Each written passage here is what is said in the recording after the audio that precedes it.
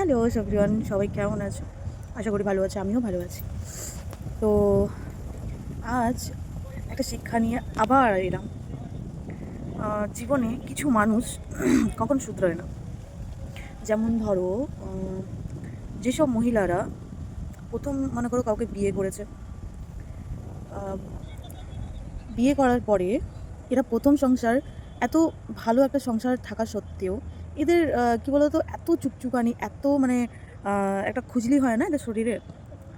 তারপরেও কি বলতো, এদের মানে ছেলের দিক থেকে মন সরে না। তাই জন্য এরা কি করে বলতো, একটা সংসারকে ভেঙে দিয়ে আরও একটা সংসারের দিকে যায়।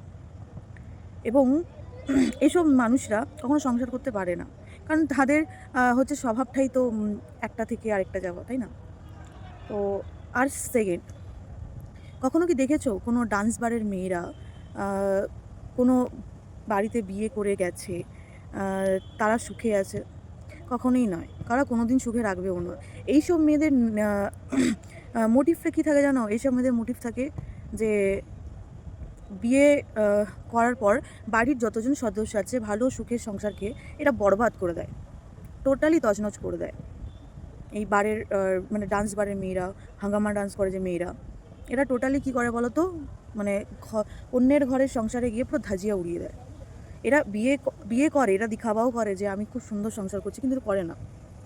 এইসব মেয়েরা নাকি আবার ভালো বাড়ির পরিবার থেকে আসে, এইসব মেয়েরা নাকি আবার শিক্ষিত। এরা আবার কেমন বলো তো, নিজেদের ইন্টেনশন পাওয়ার জন্য তোমার থেকে ওরা উঁচুই মনে করাবে। যেন তুমি যদি কোনো সময় বলো যে আমি না খেলাধুলা শিখেছি, এটা শিখেছি, ও কিন্তু তোমার থেকে এক্সট্রিম বলবে। আর এইসব মেয়েদের মস্তিষ্কের মধ্যে কীরকম মেন্টালিটি ভাবো, এরা নিজেরা তো অপকর্ম করেই যাচ্ছে। আর এইসব মেয়েরা কখনো শ্বশুরবাড়ি বেশি থাকবে না, বাপের বাড়িতেই থাকবে। কেন জানো? কারণ শ্বশুরবাড়িতে থাকলে এদের পর্দা ফাঁস হয়ে যাবে। এই জন্য বাপের বাড়িতেই যা কর্ম, কারণ বাপের বাড়ির লোক ঝেলতে পারবে না, শ্বশুরবাড়ি তো ঝেলার ক্ষমতা নেই, ঝেলবে না এইসব নোংরামি। তাই জন্য এরা হচ্ছে শ্বশুরবাড়িতে এসব কর্ম কাজ করে না। আর কথা হলো, ভুলে গেলাম যেটা বলতে, যে এনারা হচ্ছে নিজে তো অপকর্ম করেই যাবে। এরা কীভাবে বলো তো, যে আমি একসময় এরকম নোংরামি করেছি, মানে আমার আশেপাশে যত মানুষ তারাও হয়তো ওদের মতন। আর এইসব মানুষরাই যে একটু গ্রাম থেকে উঠে আসে, তো আদ্যিকাল গাইয়া, তো শহরের ব্যাপারটা এরা বোঝে না।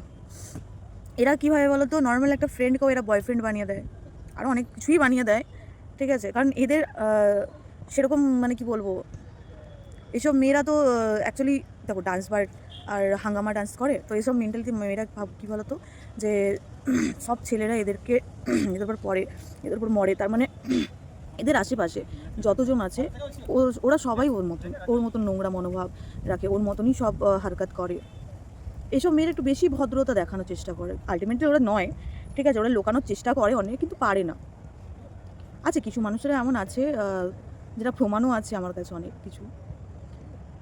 এইসব মেয়েরা কি বলতো, যখন খুব এদের দরকার পড়ে, হয়তো পাচ্ছে না কোনো ছেলে, তখন এটা নিজের ঘরের দিকেই একবার হাত বাড়িয়ে দেখে, যদি চান্স পায়।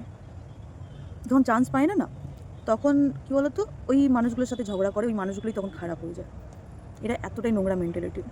আর এরা লাইফে, এইসব মেয়েরা লাইফে মানে কোনো দিন তো সুখে থাকে না। আর সত্যিই আশেপাশে যারা থাকে তাদের প্রথম কথা হিংসা করে, আর তাদেরকেও সুখে থাকতে এরা দেয় না। আর কী বলতো, অন্যের কপি করতে খুব ভালোবাসে।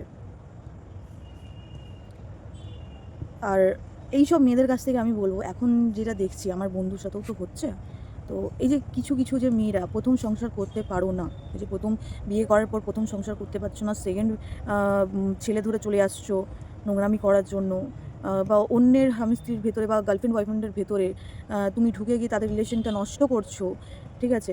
এই জিনিসটা যে করছো, তোমার মা বাবা কি এটাই শিখিয়েছে? লজ্জা করে না যে অন্যের রিলেশন ভাঙার? লজ্জা করে না তোমাদের?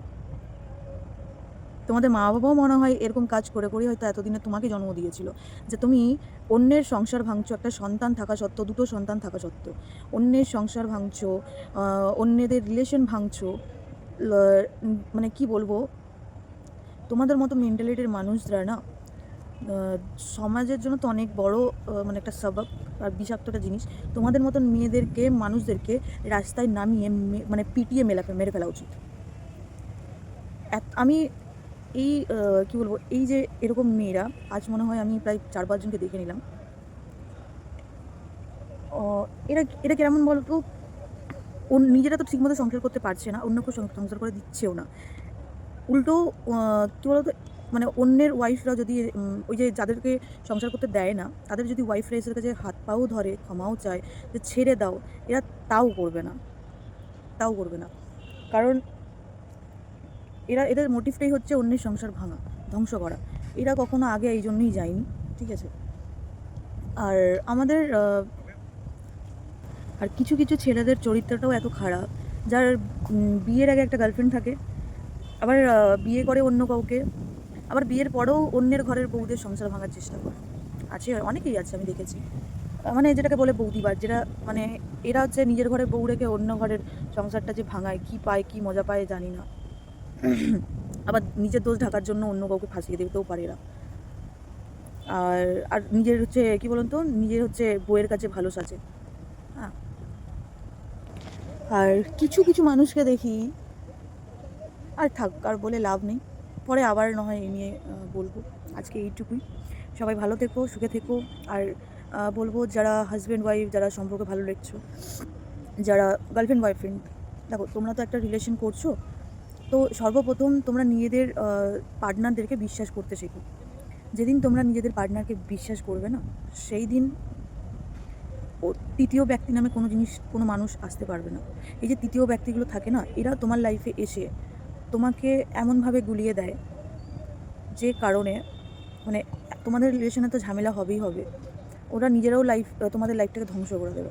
আলটিমেটলি কী বলো তো, না তুমি ঘর কা রাহা না তা ঘাট কা। তো কোনো দিন নিজের পার্টনারকে ছাড়া কাউকে বিশ্বাস করো না, যতক্ষণ না তুমি নিজে দেখছো। তো আজকের মতো টাটা, বাই বাই সবাইকে, গুড নাইট। আর ভিডিওটা ভালো লাগলে মানে অবশ্যই শেয়ার করে দেবে সবাইকে, কমেন্টস করবে, লাইক করবে। Thank you.